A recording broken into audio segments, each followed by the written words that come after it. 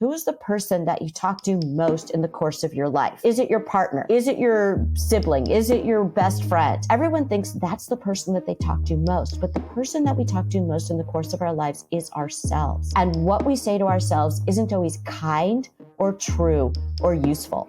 So it's not just that you're blindly being kind to yourself. It's, is it true and is it useful?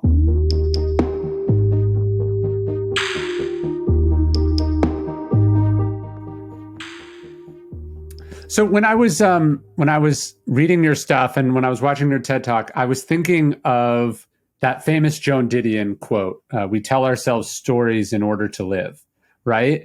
And I was thinking about it because even the way that we interpret that quote is an example of how we do that, right? She was saying, I think we tell ourselves stories to live in that we make stuff up, we lie to ourselves, we round the edges off things so we can live with ourselves.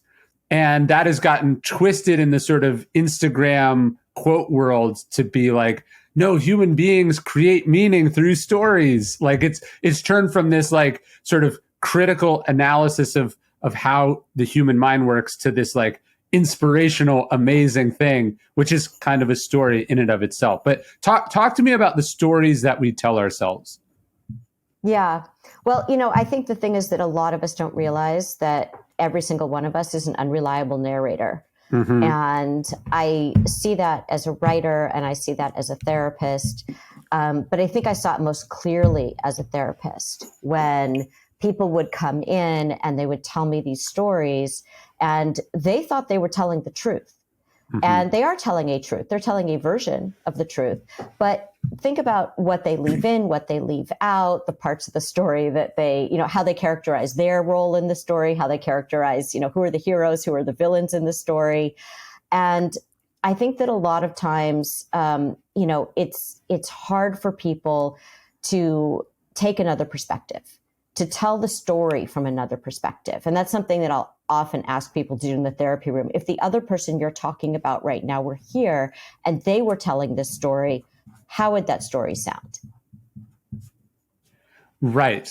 Yes. And I think that's what Didion was saying, that we're inherently unreliable narrators. And people took that to mean like, no, we're the narrators of our lives as this kind of empowering thing, which is also true. But I think you're saying a lot of the issues that we have as people come from the incorrect versions or the less than truthful stories that we tell ourselves, or the story we say about the circumstances we're in. I think the empowering part is that we have the power to change the story. So sometimes, the story is one of, I'm unlovable, or I can't trust anyone, or nothing will ever work out for me. Those are the stories we tell ourselves because somebody else told us that story about us. And I think that we need to remember, because of the fact that we're all unreliable narrators, that the story is generally more about the storyteller than the person in the story. Yes. And so when somebody gave you the message that you were unlovable, or, whatever the message was, you're this one in the family, you're difficult, you're whatever it might be, that is much more about the storyteller than it is about you. And then we grow up, though, having internalized that story, believing that story, and walking through life thinking that, and playing out that story so that it becomes a self-fulfilling prophecy, that we end up creating those conditions that back up that faulty narrative. Yeah, the Stoics say our life is dyed by the color of our thoughts. And so the sort of the way that we see the world, or the things we tell ourselves that are possible, not possible, to blame, not to blame, etc., this sort of constrains or expands what we're going to be able to see, or how we're going to see ourselves, I imagine. Yeah, that's right. And so I think that a lot of the work of therapy is, because I was a writer before I was a therapist, and I'm still a writer, obviously, I use a lot of my techniques as an editor in the therapy room to help people to edit their stories. I really feel like my job is almost more of an editor than as a therapist sometimes, because people come in with these stories and I'm really helping them to kind of tease out the different elements and, what is accurate, what is not accurate. Can we look at this storyline? Can we look at this thread? Can we look at this other character that you're describing this way? And is there more to that character? This other person in your life. And that's not to say that there are difficult people in the world, right? So we always say before diagnosing someone with depression, make sure they aren't surrounded by assholes, right? so it's not that there aren't, characters in your story that are difficult. It's then what is your role? How do you respond to those difficult people? No, that's interesting. If you think about I think people who are not writers, they think that writing is the sort of the creative act of putting something down on the page. But you're right. When you have a lot of experience with language and creating stories and telling a story, or you realize that, hey, the same thing could be told with the same facts could be told this way or that way, or that when you put it in this order versus this order, it emphasizes this versus that. Or that a small shift in tone or diction can make something that kind of works really pop, or it can break something that totally works. And that these kind of small tweaks that an editor can do can actually be utterly transformative. Yes, even as you were saying, the use of a certain word.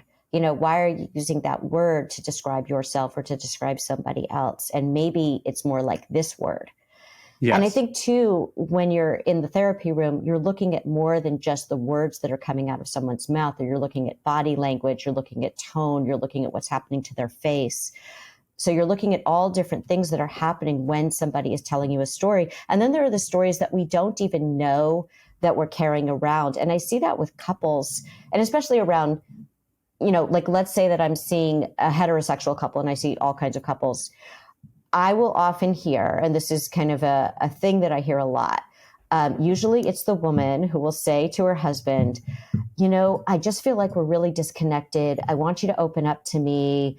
I want to hear more about what's going on in your inner life. I really want to connect. And he starts to open up to her right there in front of me on the couch. And maybe he starts tearing up. And maybe he even starts crying.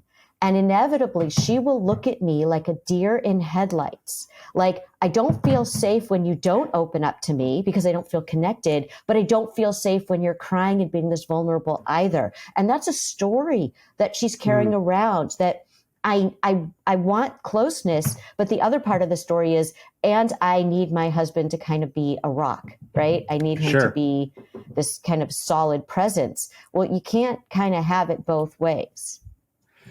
No, that's true. And the writing thing, for people who are listening, who are like, I've written before, I guess I kind of get it. There's a big difference between like writing a blog post and having your friend look at it and do some editing. And then anyone who's ever written, I don't mean to be dismissive, but written for a real publication where you have a real editor, right? Mm-hmm. And the editor forces you to defend your assumptions. Like they'll go, hey, I Googled that quote and I'm not sure that's true. Or actually the larger context of this quote is X, Y, or Z.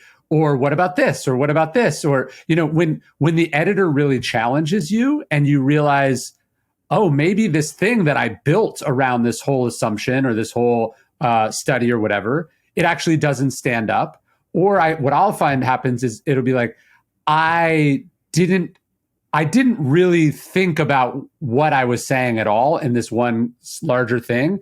And when forced to really go deep on it, actually my opinion is more nuanced, or I have the opposite opinion that I put down the first time I was writing about it. Like there's something really unusual about truly being edited versus just like fixing spelling and grammar.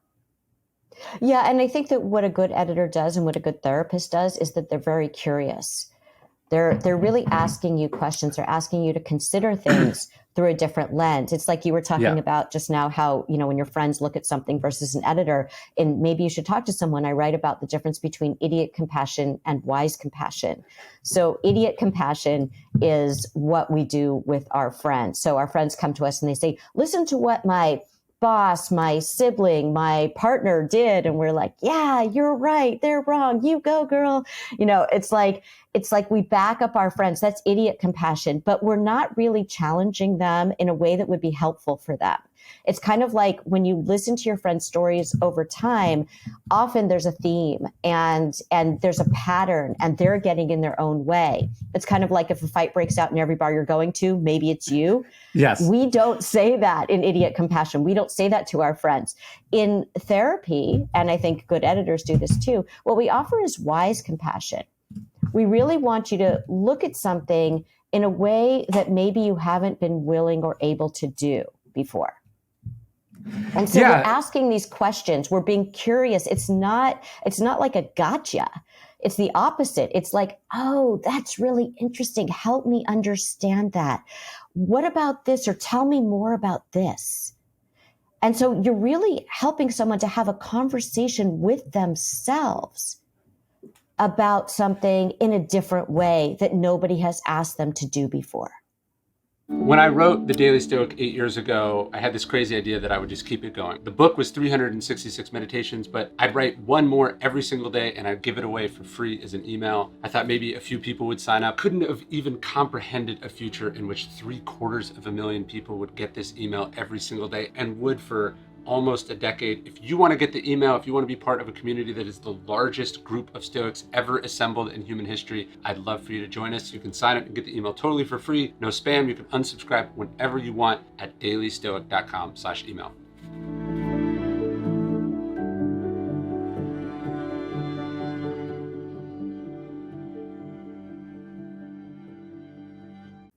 Yeah, that what I was going to say is I didn't mean to imply that a good editor is like being audited by the IRS. It's not hostile, but it is this kind of probing and questioning, going, tell me what you mean. Do you mean this? What about this?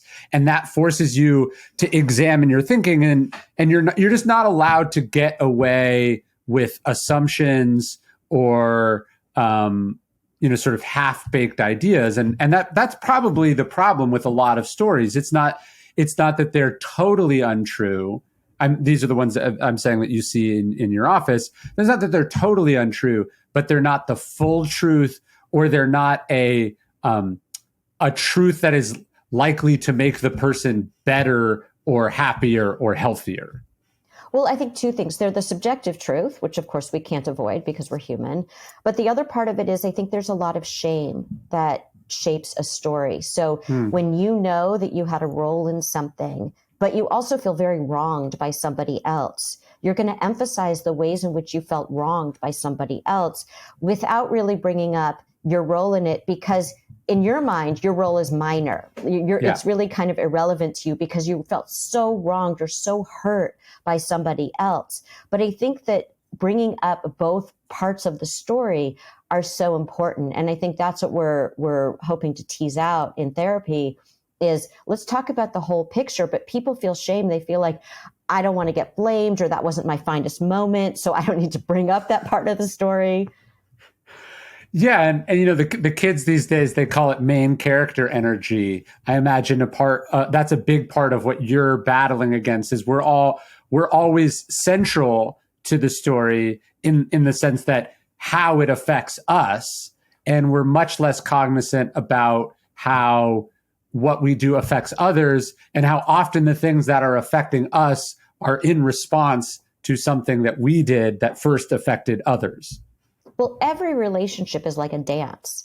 And so what you do affects what the other person does. It's, your dance moves affect their dance moves. And if you change your dance steps, the other person is either going to change their dance steps or they're going to fall flat on the dance floor. And so many times I see this with couples. I see this with like adult children and their parents.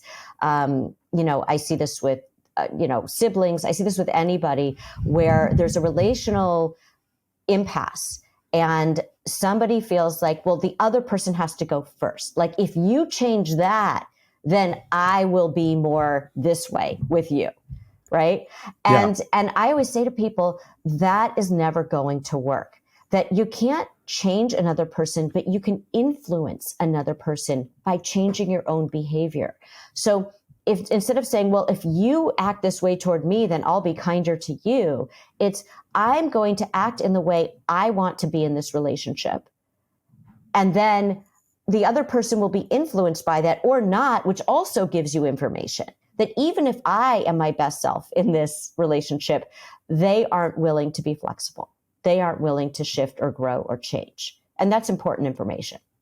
So what do you, as you're helping someone with a story, as they're working through things, what do you feel like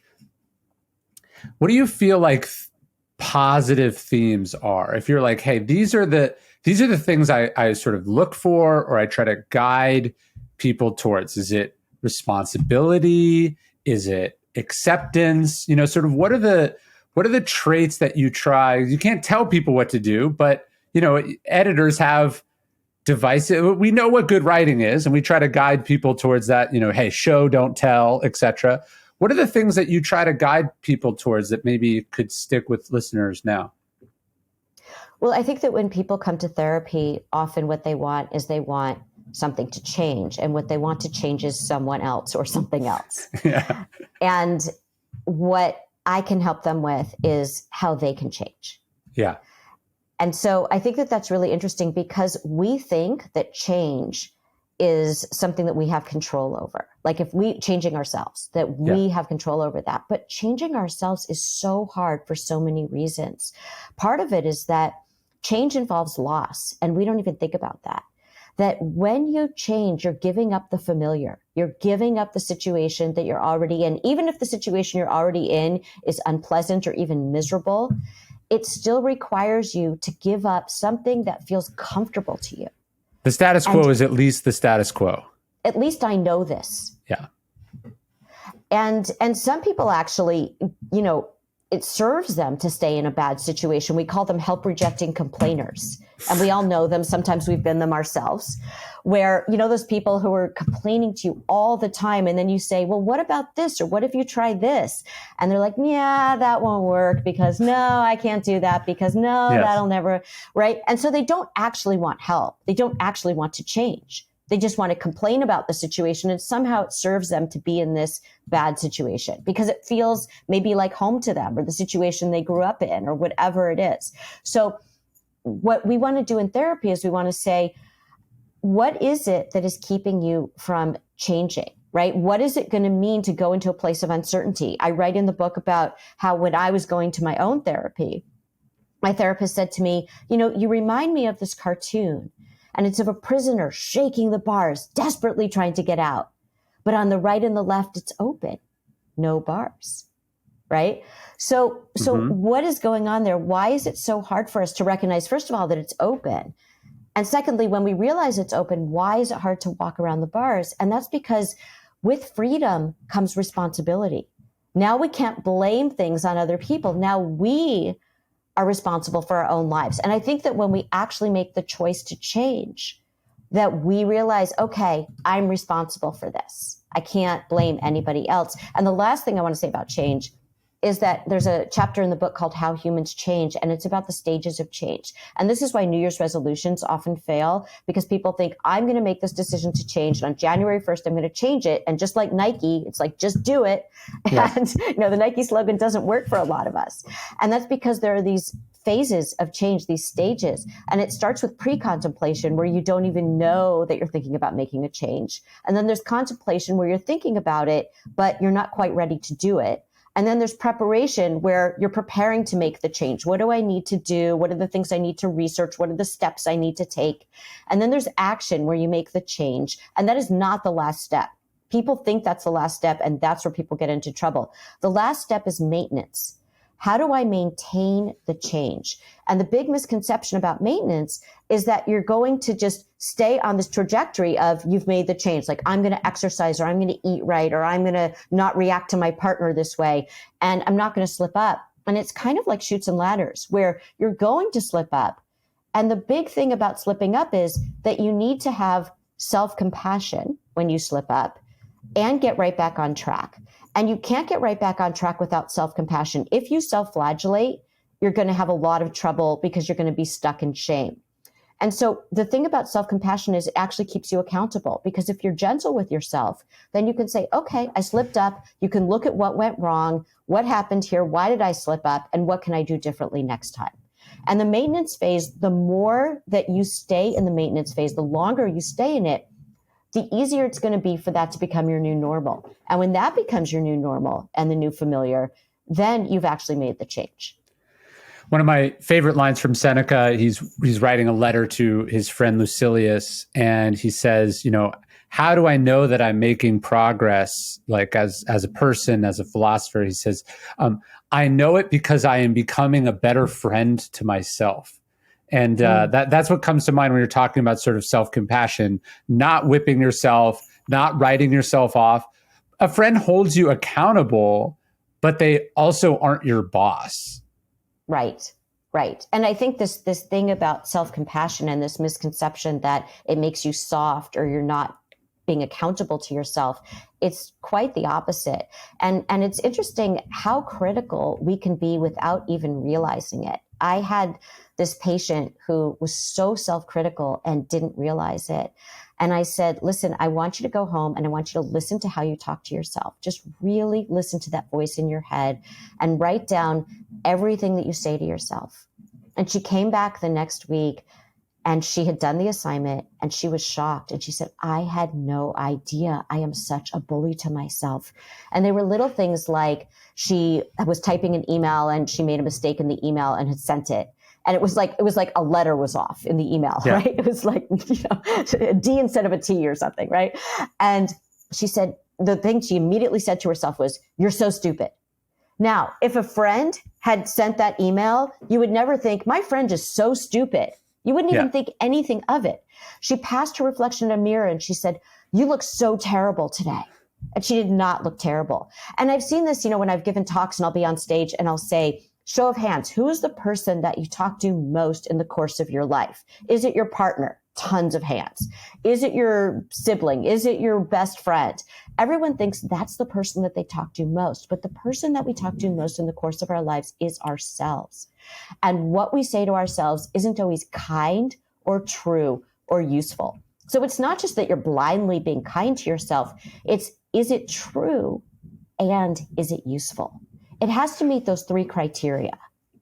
Well, it can be so self-defeating, right? You feel lonely or awkward or weird, new somewhere, and you've got this vicious voice in your head.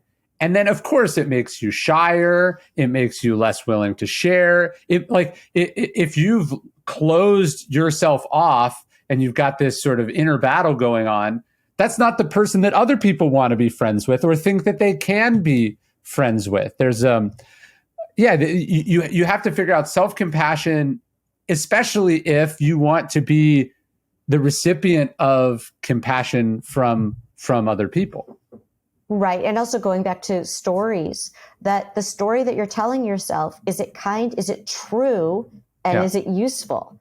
So you want to look at the truth of the story, and you also want to look at the usefulness. How does this serve me to tell this kind of story right now? And is there an equally true version of the story that I can also tell myself? It's the both and, that this might be true and this might also be true at the very same time. Sure. Yeah, there's a story about Cleanthes, who's an early Stoic. He's walking the streets of Athens, and he hears this man, down an alleyway or something, sort of talking to himself quite loudly, but beating himself up about something.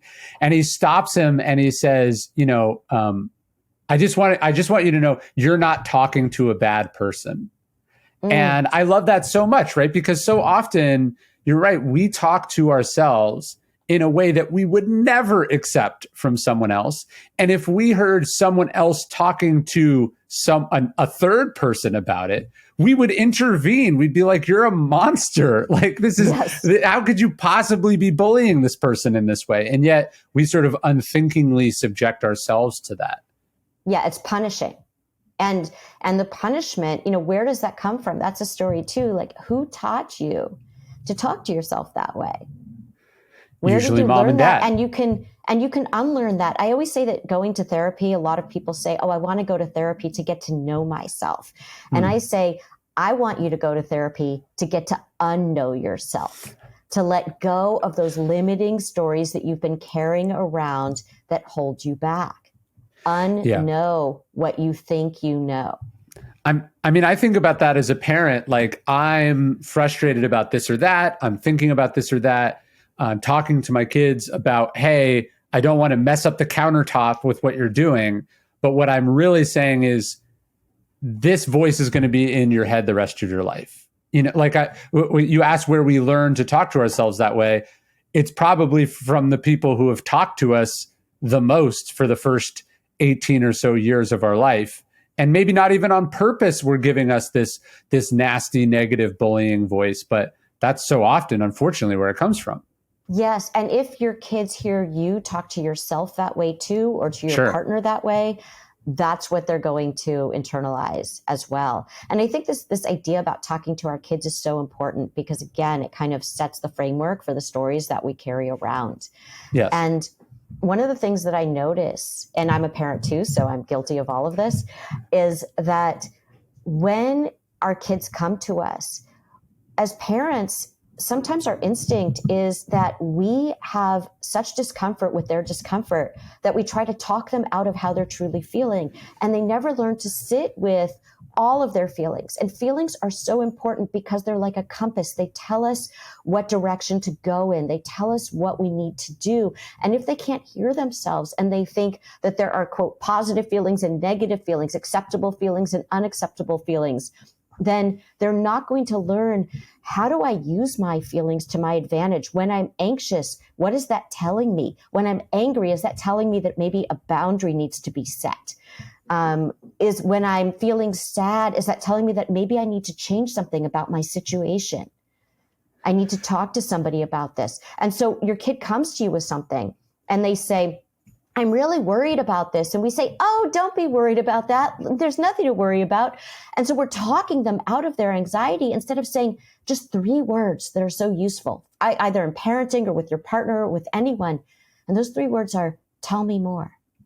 It's just, curiosity again, tell me more. And if you let your kid talk about it, they're going to hear themselves and understand themselves better and learn that it's okay to feel anxious because I'm learning something.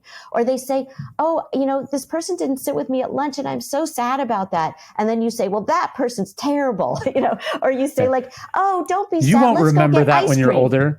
Yes. Or like, let's go to Disneyland. Like, look over here, look over here, look over here, look anywhere but inside your sadness, because we are uncomfortable with their sadness instead of like teaching them, oh yeah, that makes sense that you'd be sad about that. Let's talk about that. Tell me more. What do you think about that? And by the end of the conversation, usually they come to some place of, well, maybe I should talk to my friend about that. Or maybe let me see what happens tomorrow. Or let me see if maybe something happened between us and let me talk to my friend. They come up with great solutions on their own if you let them. The version of that a lot of people I know are going through with their parents lately is the version of, you go to your, in this case, it's often boomer parents, and you talk to them about something from your childhood, like, hey, I didn't like this, or I have feelings about X, or I remember it this way. And the defensiveness / rationalization / undermining of a person's feelings about their experiences, to me, is it's both really interesting, and then it's also been helpful to me to go like, this isn't just like a new habit that they picked up. Like, this is also happening when I was 6 and I was trying to say, I'm scared about this, or I don't like Mrs. So-and-so, right? The inability to just respect, appreciate, empathize, and as you said, say, tell me more about someone else's experience. That's a really, really important skill to cultivate as a parent. Oh, absolutely. Yeah. And I think that, when we talk about a lot of adult children going to their parents and wanting to talk about these things, the reason that they're going to them is because they want to connect and feel closer. But what the parent hears is, you were a bad parent. Yeah. And so it's really important to be able to frame the conversation with, I'm talking to you about this because I want to feel closer to you. And I love you. And I know you did your best. And I know you did everything that you thought would be in my best interests. But I want it, now that we're adults, now that we're all adults, it's really important for me to have you understand a little bit about my experience so that we can have a better relationship now. This isn't about revising. This isn't about blaming. This is about how can we have a better relationship now? And all I want is for you to hear this. I don't want you to defend yourself. There's nothing to defend yourself against. I just want you to know me better. Yes. No, I saw a really good example of this. Susan Sarandon's daughter, speaking of this trend of Nepo babies, was talking about what it was actually like to grow up on these movie sets. And she was saying, like, obviously there's way worse places to grow up, but she was like, it was difficult because we'd all go to this place, you'd have these really intense friendships and connection, and then everyone would leave and you would never see these people again. She was like, I had a very circus-like childhood. And then Susan, she wasn't complaining. This is just what she said. And then Susan Sarandon was asked about this. And she said, I actually think the circus would be a great place to grow up. It was inspiring and interesting, and I was doing the best that I could. And she said something like, I won't apologize, but I will talk to her therapist about it, or something like this, right? And it was actually so helpful for me to see, because it sort of matched a script I've experienced personally and then also witnessed with other people. Here's this person trying to say, I had this experience. Here's how I think about it. And that's all that they were saying. But to the mom, she was hearing, or the parent, she was hearing, you made the wrong choices. You hurt me. I resent you for it. You're a bad person. I'll never forgive you for it.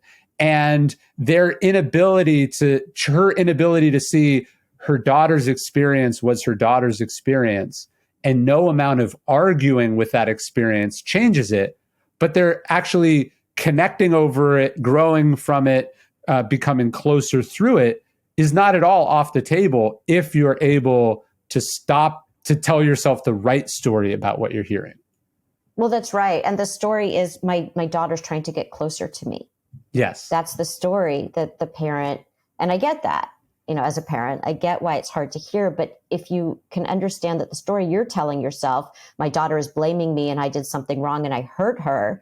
Yeah. And doesn't she realize how lucky she was? Yes, right? Yes. Because again, with that perspective, you might have enjoyed that kind of childhood, or you might imagine that you would have enjoyed it. You don't know because you didn't have it. You're different people. And that's a really important thing for parents to understand, is that your child is a different person from you, and you need to get to know who that person is. And I think about something that happened in couples therapy once, where someone said to her partner, you know what 3 words I really want to hear? And he said, I love you. And she said, no, I understand you. Mm-hmm. And I think about that with parents and children too, that, what do we want as humans the most? We just want to be understood. That is a form of love. So if, as a parent, you can understand your child saying, that was difficult for me in these ways, and I just want you to understand me, that's how you can show your love. Right. Yeah, even I didn't see it that way. I wouldn't have thought that, right? Just any kind of acknowledgement of the validity of that person's experience. Yeah, and you don't have to agree with another person. You just have to understand that that is how they see the world. That is their perspective. Yes. People try to argue with other people's feelings. Like they say, well, I don't know why you would find that upsetting.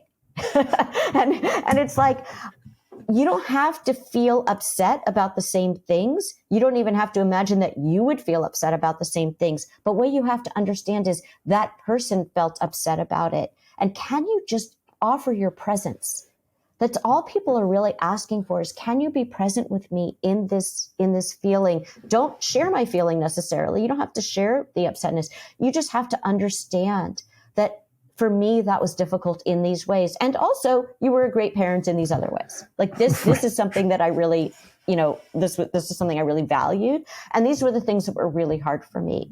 And now that I'm an adult, I want to have an honest, open relationship with you. And I want to feel closer to you. And the way that I can feel closer to you is if you understand all parts of my experience. Yes. I'm glad you said that, because that's something I struggle with. I've been thinking about it more, is whenever you find yourself trying to argue with someone else's feelings, you fucked up, because their feelings aren't based on facts, right? They're like, there's that saying, you can't reason a person out of a position they didn't reason themselves into. Like, they feel that way because they feel that way, right? And that's the only fact that really matters, is that they feel that way. Yes, you shouldn't feel sad about this. You shouldn't feel worried about this. You shouldn't feel hurt by that. I didn't intend that. Yes. But the fact is, the person feels that way. And again, really being clear about why you're bringing it up. So if you're bringing it up to get someone to apologize to you, or, that's not gonna be a good interaction. And if they do genuinely feel remorse and they want to apologize, fine. But you're really doing it so that you can be better understood, and that can bring you closer. But so what do you do? This is a hard way what do you do when the person is expressing a feeling that is like unhealthy, or you don't want to simply accept, right? In the sense, like, if someone says, I feel fat, or I am so fat, or I feel like a piece of shit, right? Like when someone says something, and I think the immediate, if you're actually paying attention and not just like blowing them off, you go, oh, but you're not, you look like this. Or you say like, oh, but everyone loves you. You are arguing with that feeling. But I think it's different than simply saying like, hey, I resent you over X, and you're trying to argue your way out of being liable for the thing. What do you recommend people do when they're faced with a feeling or a struggle that someone's facing that they don't know how to navigate? Well, first of all, even in that first situation, I wouldn't be talking them out of their feelings. So if someone says like, I feel unlovable, or I feel unattractive, or however they feel, I would be really genuine with them. And it would probably, if I cared about them, the genuine feeling that I would have would be something like, it breaks my heart that you feel that way about yourself. That breaks my heart, because I feel like you have so much to offer. I feel like you're so lovable. I feel like you're beautiful. I feel, but I know you don't. Sure. So I wouldn't try to talk them out of their feeling. I would say, It breaks my heart that you feel that way. I feel differently, but it breaks my heart that you feel that way, because I wish that you could see what you had to offer. And then what follows from there? In that conversation, that person, I think that they take that in, and they're going to feel how they feel, but they're hearing another perspective. It doesn't have to match theirs. And they know that it's really heartbreaking to hear that, they're so hard on themselves in that way. Yeah. No, because I think sometimes we reject someone's feelings not because we're defensive and we feel threatened by the feeling, but the feeling alarms us, or it overwhelms us, right? When someone else has something. This is why I think other people being depressed or suicidal or whatever is so difficult to deal with, because you're just sort of like, I'm not equipped for this. And also I disagree in this, you know what I mean? Like, you're dealing with a person's view on reality that is, although you stipulate that it's their experience, it's so anathema to how you want them to feel and how they deserve to feel, that you're just sort of like a deer in the headlights, I think. Well, yes. And a lot of people get so alarmed around somebody who's experiencing depression that they try to talk someone out of their depression. Yeah. And you can't do that. I say to people who are depressed, you are not the best person to talk to you about you right now. Sure. Because depression lies. Yes. Depression distorts. So it's not that there's not some truth to whatever situation they're in or what they're experiencing, but it also clouds out any other perspective. And Right. so, and you are not going to be able to do that talking to your friend. You're not going to be able to say, oh, you shouldn't be depressed because look at this and all these people love you and, or whatever it might be, or the situation's not so bad. That's where they really need to get some professional help. Sure. But I think being able to sit with someone who's depressed and say, again, like, I'm so sorry that you're feeling this way. I'm so sorry that you're hurting so much. I'm here. You've got me. I'm here. I'm all in. Right? Yes. Just knowing that you're there, just knowing that your presence is there, and, making sure that they're getting some professional help. Of course. That's much more effective than trying to talk them out of the way that they're feeling. Right. Your bulleted list is not going to be able to undo their years of depression. Right. But I think going back to what you were saying about, when the issue is interpersonal, when the issue is relational, like this happened between us. Yeah. And I'm trying to talk to you about it. Yeah. And the other person is not receptive. It is usually because they're feeling blamed. They feel shame. They're feeling like I've let this person down. And so you have to really get that part clear about what is your intention in having this conversation. And a lot of times there's a lot of anger that, the adult child is, I wish there were a better term for that, by the way, than adult child, but yes. the grown up is talking to their parent about something that they want to open up a conversation about. And a lot of times they're not clear about what their intention is. Like they themselves are not clear, and it comes out very angry. Yes. They're just sort of they're venting, and then the other person is very sensitive, and then it starts the cycle of the cycle that's been running for 20 or 30 years by this point, which is kind of comfortable.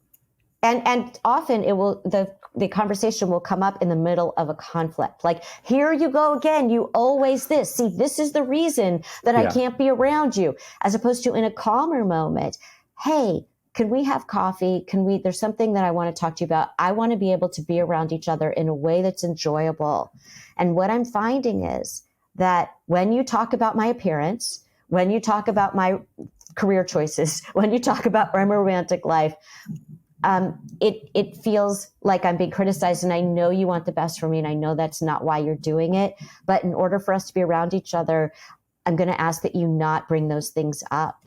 And if you do, I'm going to end the visit, or I'm going to end the conversation. And then, people think with boundaries, by the way, that boundaries are with other people. Like, that person didn't respect my boundary. When the boundary is with yourself, you promised yourself that you would end the conversation politely and without getting, changing your tone, and without being, lashing out at the other person. It's just, hey, mom, hey, dad, I asked you not to do this. I know we're going to have a better time next time, so I'm going to leave, and, we'll try again next time. Right. But you have to be consistent. If you're inconsistent, even one time, they're going to think, oh, well, sometimes that person holds the boundary and other times they don't. So you have to be consistent every time.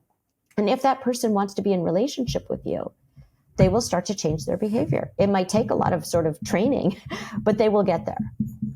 No, I'm going through that a bit myself, where I sort of laid a boundary, and then the boundary / offer, I don't think it's an ultimatum, but the sort of boundary / offer is there. And here we are, right? Like it I think you struggle with, hey, you made the boundary, and then the person chooses to head the other direction. That feels like you failed, but actually the boundary worked, and they made a painful choice for both of you, unfortunately, but it is what it is. Right. So a boundary is you're requesting something of another person. It's not an ultimatum. It's not like I told you to do this. It's I requested this from you in order to improve our relationship. If you don't honor the request, here's what I'm going to need to do to take care of myself. Yeah. So what you do is you keep the boundary with yourself. They will do whatever they do with the request. And if they can't meet your request, that's important information. Yeah. And it can be hard as time or years go by. The boundary can feel very small. You're like, you did this thing, like, you had this thing, you said, hey, I'm not going to come over anymore if you keep doing this. And they go, well, I'm going to keep doing this. And then, or sometimes people do this with their, hey, if you keep smoking when we bring the grandkids over, we're not going to bring the grandkids over.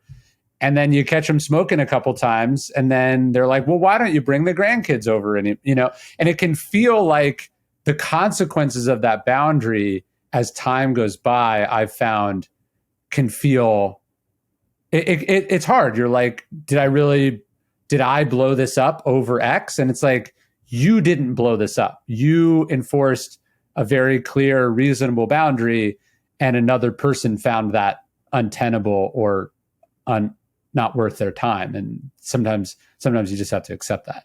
Right. And the why didn't you bring the grandkids over is, Mom, Dad, I asked you not to smoke around their kids. I know you don't understand it, but for their health, this is what we are doing to protect them. Yeah. And I need you to respect that. And if it's so important for you, if it's more important for you to smoke than to see your grandkids, that's okay. That's your choice. But I want to let you know the grandkids would love to see you, but it has to be when you're not smoking. Yeah.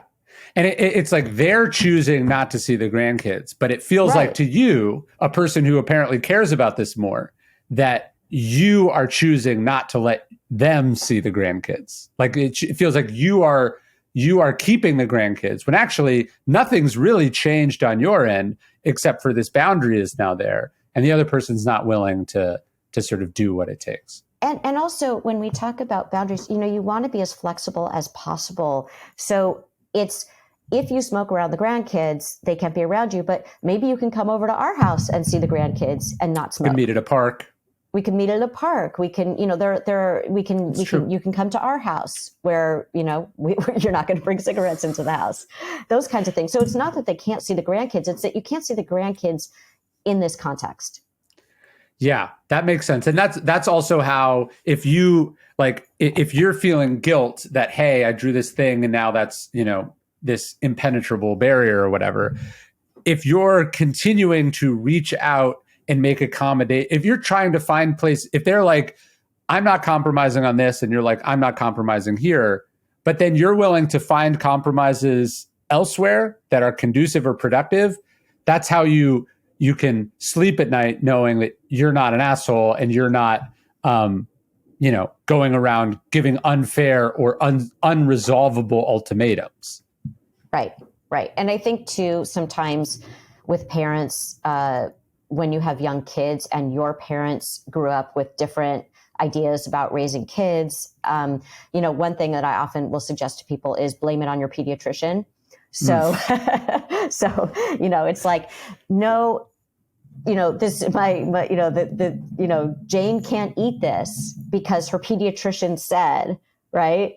And so, yes. Because they tend to follow, doctors as authority figures. So there are ways that you can set boundaries. It is kind of, going around a little bit, and it would be nice if you could be direct, but sometimes it's just easier if you say, the doctor said this and we need to abide by it. No, I think having boundaries are hard. And so when you have rules in all facets of your life, people tend to respect those rules. Like I was talking to a friend of mine, and I was asking him if he wanted to blurb this project I was doing. And he said, at the New York Times, we have a rule that we can't blurb publications before publication, or we can't blurb things before publication. Now, as you know, the scourge of any writer is the amount of blurbs that you're asked to books you're asked to blurb. So whether this rule is true or not, I don't know, but I thought it was like, as soon as I heard that, I was like, all right, done. You know what I mean? When you have rules like, hey, I'm taking a 6-month break from doing X, or hey, I'm home for my kids' bedtime every night, so that's why I'm saying no to dinner. People seem to respect rules, however arbitrary they are, more than personal boundaries. And I don't really think there's a problem trading one for the other if it makes it easier for you to have those boundaries. Yeah, absolutely. And again, I think that at the end of the day, you get to decide what works for you and what doesn't work for you. And there are people who take this to an extreme where everything is a boundary, and they might find that they don't have a lot of people in their lives because it makes it impossible to be around them. So I think that Instagram is really complicit in this, where on Instagram you see everything is a boundary.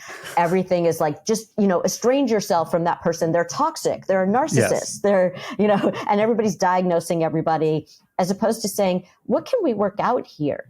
Yeah. What is the thing we're trying to, so in your case, it might be like, how can we get the grandkids and the grandparents together? Okay, the smoking, that's a rule. We can't do that. But are there other ways, as opposed to, well, let's just disown them?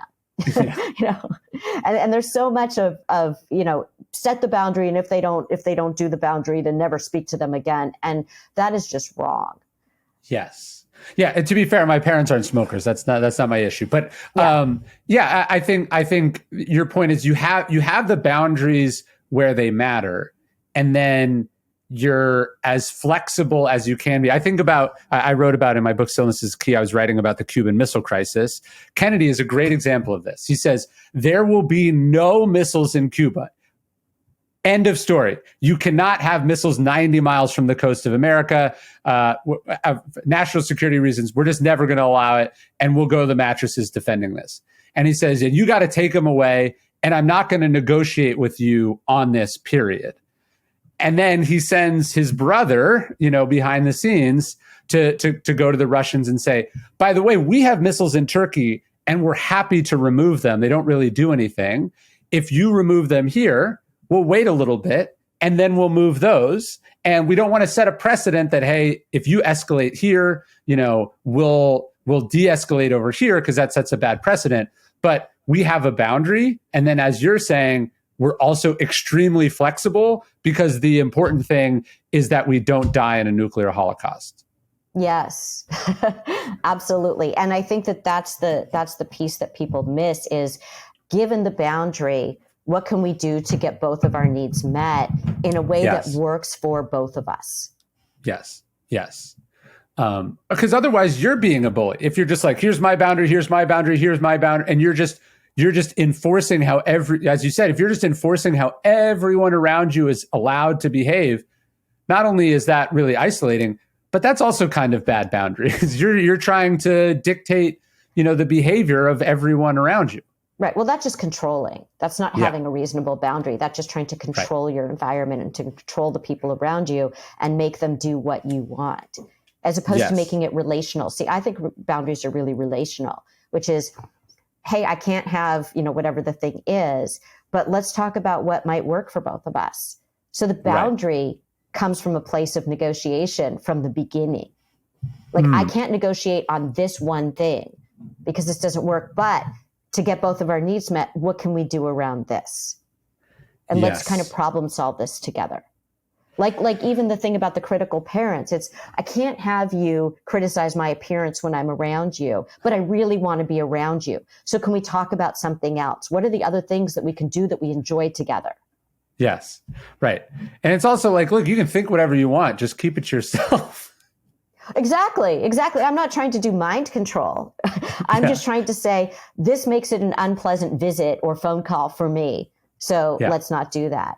Or, when you criticize, when you swear around our children, right? Or when you criticize me in front of them, this is not okay, because. So, if you and you can think whatever you want to think, but please don't share that with me. Yeah. I mean, obviously this is the politics thing, right? It's like, I'm not saying you have to agree with me. Just shut the fuck up and don't bring it up at Thanksgiving, or I'm not going to come. And let's think about how we can have a better time together, because it's never fun when you criticize me. We always end up in an argument, or we end up in this kind of tense place with each other, and nobody's having fun. So let's try to make let's work together to make our visits enjoyable. So the last thing I wanted to ask you about, you said you have a word like pinned to the side of your desk. I forget what the word, but what is that word and what does it mean? It's ultra-crepidarianism. Yes, tell me about this. It's that we don't know what we don't know. And I think it's really important to really acknowledge that what we think we know about other people is just it's like trying to give advice based on the inability to really be an expert in that area. We are not an expert on other people. We just aren't. Right. And so right. I wish I had the exact our... wording of it. If I could look it up from the book, people should look it up from, maybe you should talk to someone. It's like it's something about like the idea of like trying to give advice to people about things which you don't really know. Sure. And that was really important for me as a therapist, is the sort of sense of, I might know what I would do in a certain situation, but I can't know what's right for you. Like, right. I personally would not want to be in that marriage, for example. Yeah. But maybe for you, you do want to be in that marriage and you want to figure out a way to be in that marrich. Right. Right. And there's nothing intrinsically wrong with that within reason. Within reason. Yeah. I mean, it's not, yeah. But there are certain things where you think about, you need to understand that everybody gets to live their own life and they get to make their own choices, and you can help them make the clearest choices possible for them by helping them to get curious. But yes, you can't make the decisions for them, or you shouldn't make the decisions for them. When I heard you talking about that, what struck me is something I've noticed, like you probably go around and give a lot of talks too, and you do the Q&A at the end. And I find myself in the middle of answering a question that I've thought about for precisely 6 seconds that I really have no knowledge about, but because someone asked me and I'm the one on stage supposed to answer questions, you can get yourself in a lot of trouble, right? Like it's inherently puffing up of the ego when you're in a position to judge, observe, talk about things, or you're asked about things. Like the muscle that says, I don't know, or, whatever works for you, that muscle atrophies quite quickly, and that's dangerous. Yeah. Yeah. I mean, I think that the best thing you can do in that moment is ask them questions that will help them to get clarity. Yes. You might say something like, if I were in this situation, I might start thinking about these questions, or I might start asking myself this, which I think is more helpful. It's funny because, I actually do give advice. I have an advice column called Dear Therapist in The Atlantic, and I have a podcast called Dear Therapist where we do actual sessions with people and then give them advice at the end of the session that they have a week to actually do and try out, and then we get to hear how it went. Yeah. And when you hear the kind of advice that we give, it's not like, you should break up with this person. It's more about, in the session, we've helped them to think about things from a different perspective. Again, going back to story. How can we help you to edit your story in this hour that we have together, and then give you some things to do with that edit that might be different from the things you've already tried? Yes. And I think that's how we can help people the most in our lives. And I think the same is true, just even if you're just listening to a friend or listening to your partner, where I think a lot of us, we don't know how to listen. And so what happens is people come to us with something and we do for them what we would want in that moment if it were us. So, maybe we would want someone to tell us what to do, or maybe, whatever it is that we would want. Yeah. And I always say to people, when someone comes to you with something, say to them, how can I be helpful right now in this conversation? Do you just want to vent? Do you just want a hug? Do you want to hear my thoughts about this? Do you want some suggestions? And they might say, you know what? I'm just so keyed up about this right now. I just want to tell you what happened. Okay. And then maybe a few days later, they might come back and say, remember that thing I told you about a couple days ago? I'm curious, now that I've been thinking about it, can we talk about maybe what the next steps might be? Or can you help me think this through? So there's different conversations about maybe the same topic even. But if you ask people, how can I be helpful right now? What can I do for you right now? They will tell you what they need. And that's how you really listen. Well, and I think, going back to the ancients, like, almost everything that Socrates said ended with a question mark. not a period.